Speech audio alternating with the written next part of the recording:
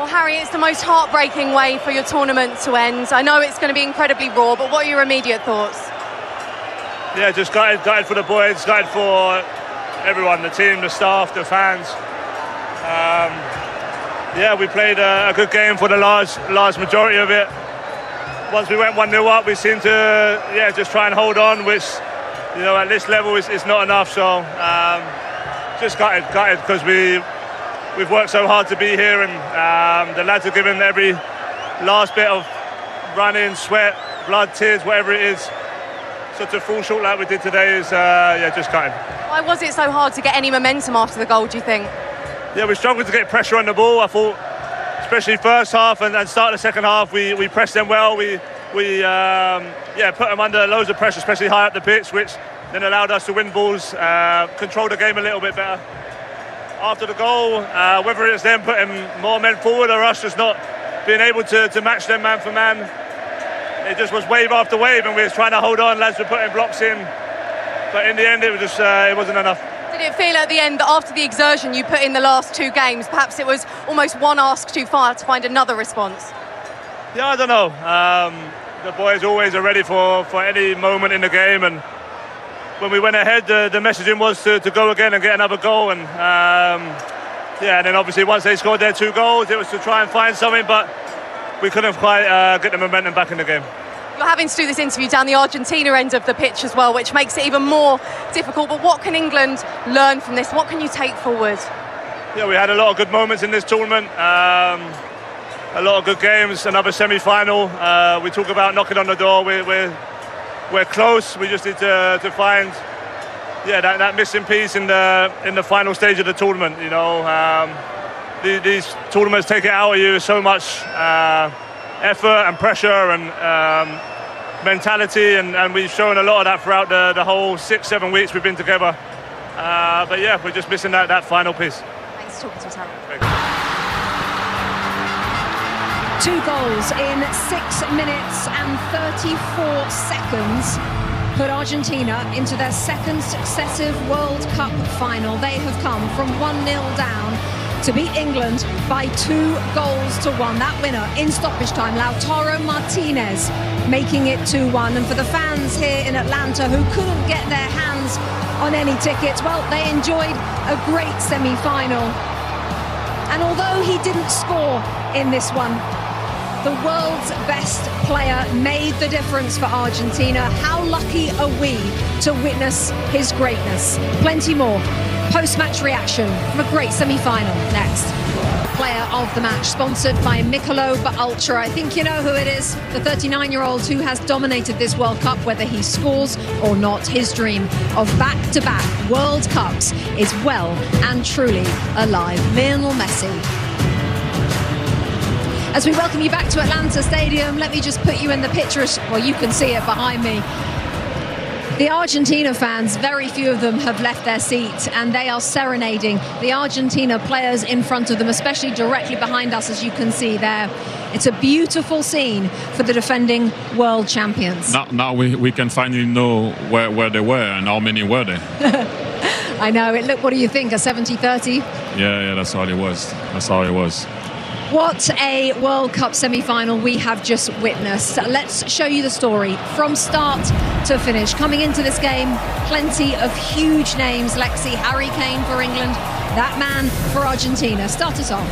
Huge names, but not a whole lot of action, especially in the first half. So slim pickings. We take a look at this one here with Alvarez getting a shot off. Jordan Pickford seeing it all along and just gets something on it here, but few and far between when it came to opportunities. So let's get into this 55th minute.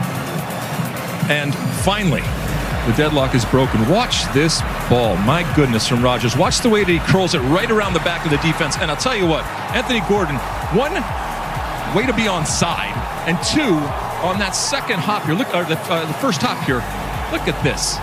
To just steer it into the far corner, and now you think, oh my goodness, deadlock broken. David Beckham's happy. Everybody's happy from an England perspective, and they think, they believe. And not so fast. You got to play defense. Argentina starts to grow into the game, getting opportunities. Wonderful tackle here. Spence, he just reads this perfectly. He has to be perfect in this moment, and he is. Gets to the ball, potentially saves a goal. Simeone on the ground, but they keep coming. But Lex, Lionel Messi started to play symphony. He went on the right, back on his left foot. That's all he did the whole end of the second half. Put the ball on the head of Nico Gonzalez, and Pickford came to the rescue. But that was the first note. Just the first note. As you can see here, Pickford, he has to save that. Still a good save, But the music was coming even more, louder. Now, you can see here, the ball is asking for the ball. Leo, for this time, is inside. What a cross, by the way. And we all thought that the ball was in because we had the view from the other side of where we are. I was like, oh, that's a goal. Bang, post. But as you said, Lex, earlier, and Zlatan also, they hit the post. They didn't care. Okay. Let's keep going. And then the big man came on, and I will leave that one for Zlatan after, because it's going to be, as we all know now, first and foremost, the goal of Enzo Fernandez. An assist for Leo Messi. Once again, attracting the ball on the right, putting the ball in the middle for Enzo Fernandez.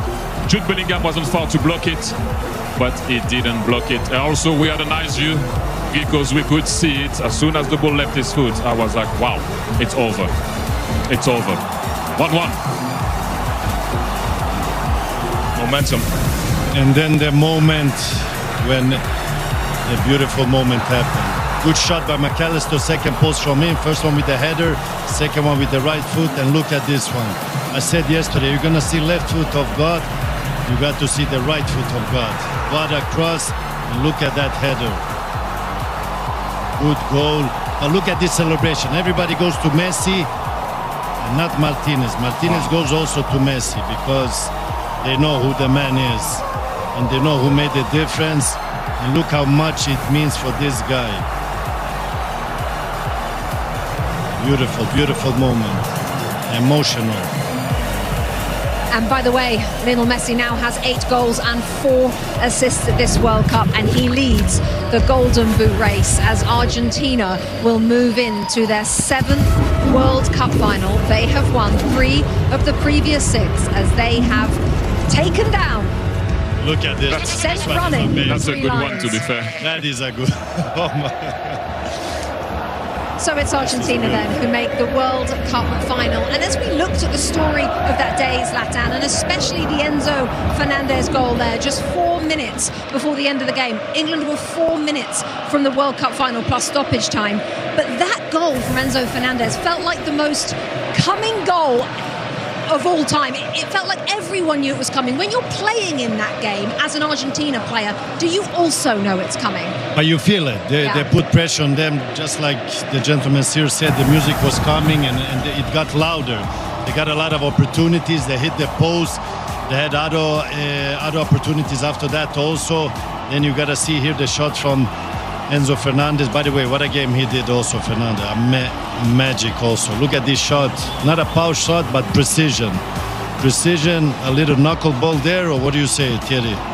Whatever it is, it's beautiful, and the ball went in. That's the most important. They got done on the corner.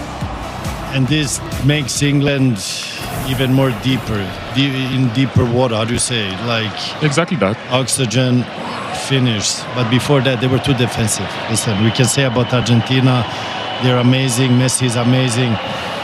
But England, they were too defensive. And I'm interested, Thierry, from an England player's point of view, when you are then going deeper and deeper and your manager is essentially sending that message on, I assume, you tell us, do you know you're doing it? Are you trying to step up? Or what happens in the psyche of a player? First and foremost, I'm going to have to bring you back to when you're on the bench as a coach. Things go so quickly. We sit here, we're calm. We're having a sandwich, we're having a coffee, and we're like, oh, I would have done this, I would have done that. Right. Now we need to analyze it. Thierry, explain with Rashford what happened. We need to analyze it. Rashford was supposed to come on just before Gordon scores. Then Gordon scores, then suddenly 5 minutes after he goes into a back 5. And then when you go into a back 5 early, you lose Rhys James. Then you lose Rhys James. What do you go about it? Then Spence changes. Then you put O'Reilly. But then O'Reilly now is playing on the wing. What are you doing? Boom, they score. Where do you go from that 5-3-2? you know, and then boom, they score again, and then you try to put guys towards the end. It's not easy. I will repeat it again. They went into a back five too early. But I also will tell you something. When you're on that bench and you start to think and you look at the clock, you're like, oh, it's nearly the end. And sometimes you look again and you're like, 20 minutes has passed. I can assure you that it's not that easy, but still, he went into a backfight too early. You don't play that team too low, too early like that. That is so interesting because, of course, for fans it goes so slowly, but for the coaches it goes so fast. Zlatan, you were going to say? That's why I said Thierry explained with the situation with Rashford. That's the dynamics. What was supposed to happen and what happened. He was meant to go for Rashford to come in and push for the counter-attacks, and then suddenly you score a goal in that moment. You go in a back five. They had in total 6 defenders totally at a certain point, the England team. But this is the feeling you have as a coach. This time it didn't go his way. It went in Scaloni's way when he pushed all the offensive players. He played the cards right for Tuchel. He didn't play the cards right, but if Tuchel would have win the game, we would have said, whoa, what a genius. Like, he went on the defensive part. Argentina couldn't put a hole on them. And then, if you look at Argentina, everything happened in the end. In the end, like the last minutes. Not how you start, how you end, yeah. You've always said it, Lex. Well, I mean, now we've taken a little time away. And again, if I put myself in an England's fan's shoes, and Tuchel at times, there are games where you say, look, we just got beaten by a better team. We weren't in it. This is not one of those games. This game will and should be dissected in terms of the decisions that were made. To Thierry's point, it's easy from up here to do that. But this was one that was in the palm of their hand for, at times during the game, and certainly when they got that goal. We have seen in this tournament where Tuchel has done the same thing and tried to ride out and done it very well in terms of managing the time and managing the game. It didn't happen in this one. Thomas Tuchel will be the first to tell you that it is very, very fine margins when you get to this point in terms of the separation of teams and what separates winning and losing. And so I think it's going to be fair in this postmortem to look at what happened and the decisions that were made, and were they right? Always going to be relative to what the final score is, but again, it was in the palm of their hand, and it was taken out. Yes, by a wonderful team, and yes, by one of the greatest of all time. But you wonder, even this England team, did they have the wherewithal on the bench, both in terms of the players and in terms of Thomas Tuchel, to see this out? I think they would all say yes, but this is why we ultimately play the games. This was a different loss from yesterday. France, they lost yesterday, but you could say like they didn't have a chance because Spain was much better.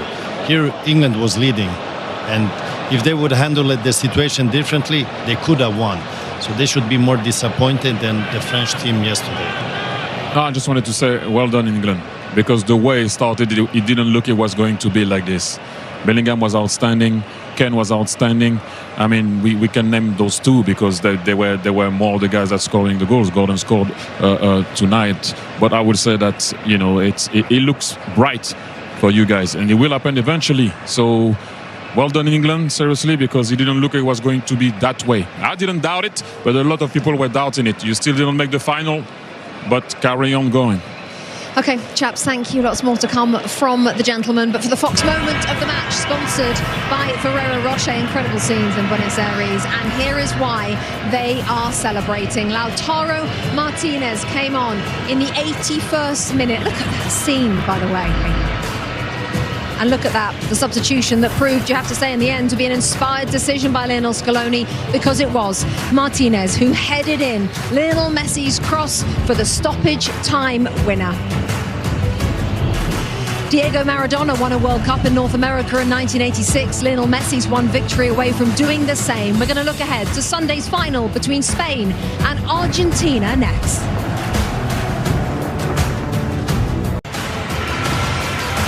fans in Buenos Aires, they're in dreamland. Worth seeing that shot again, isn't it? Argentina coming from behind today to stun England in the latest chapter of this storied rivalry. The holders are off to Sunday's final. England coming up short in their quest again to end a 60-year trophy drought. It's yet another near miss for Harry Kane and co. And Harry Kane shared his thoughts after the match just a few moments ago.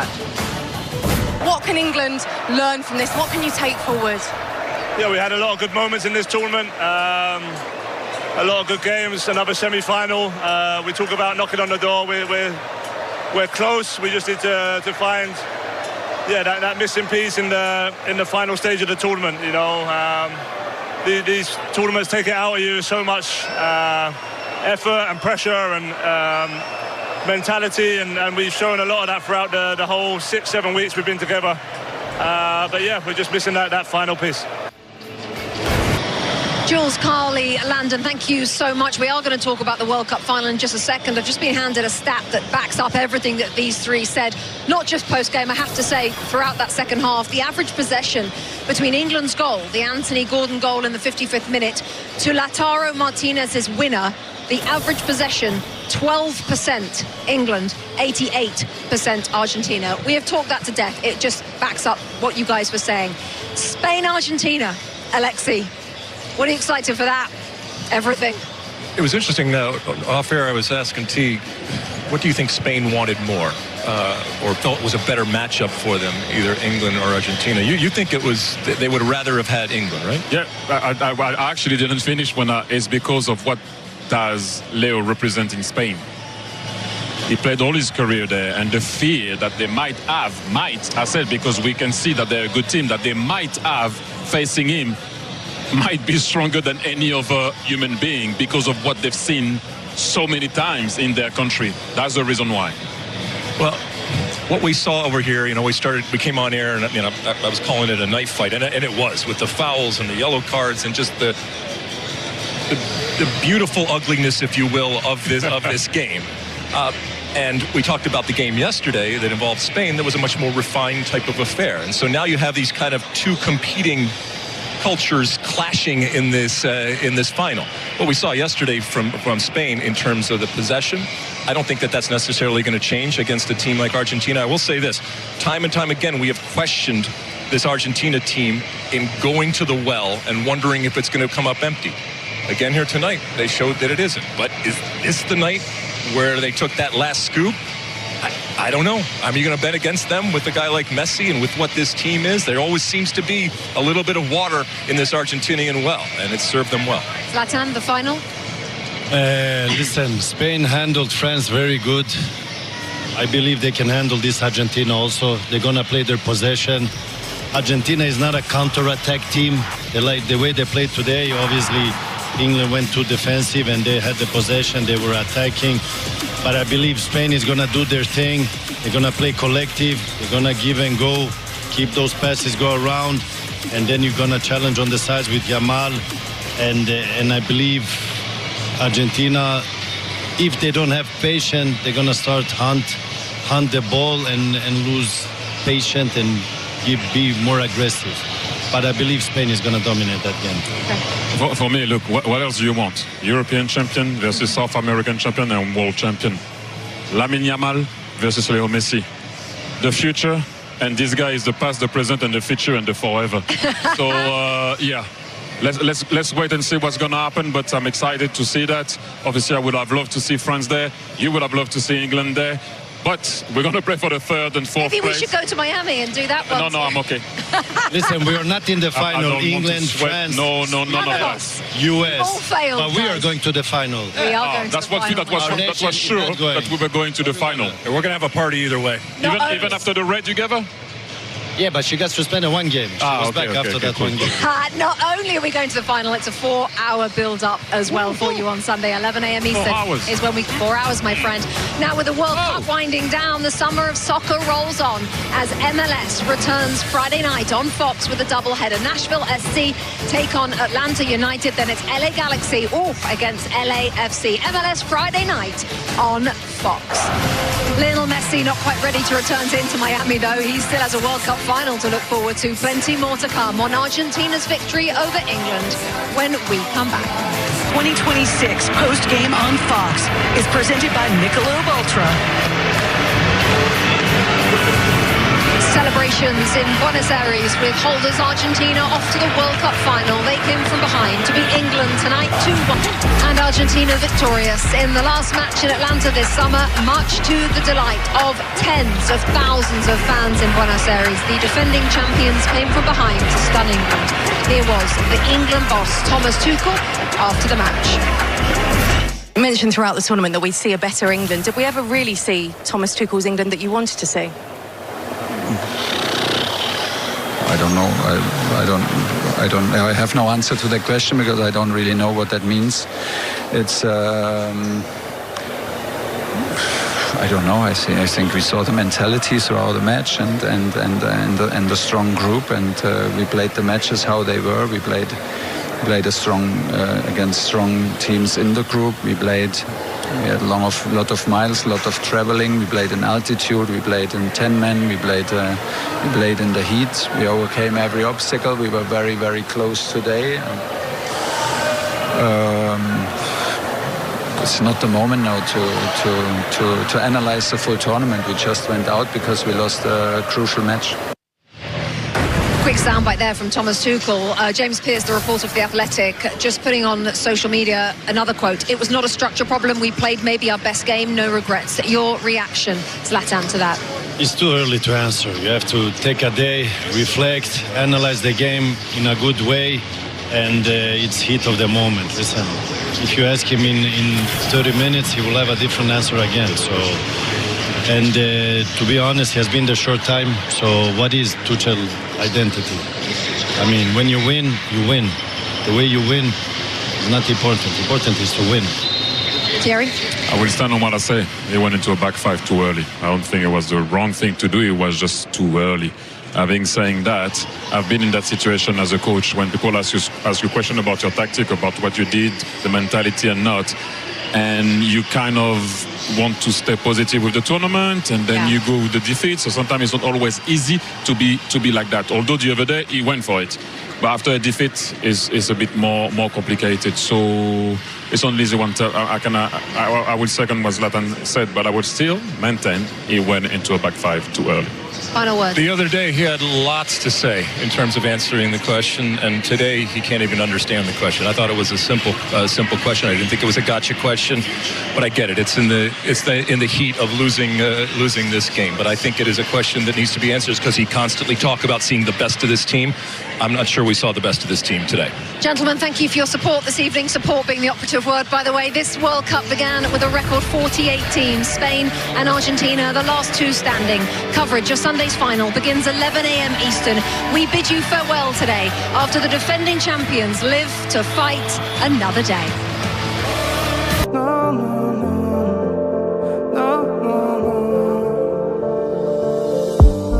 Не забывай, мой потерянный рай, что в тебе таится малая. Но не забирай, пока небо сохранит тот май в ней, пока в небо еще сил набрать.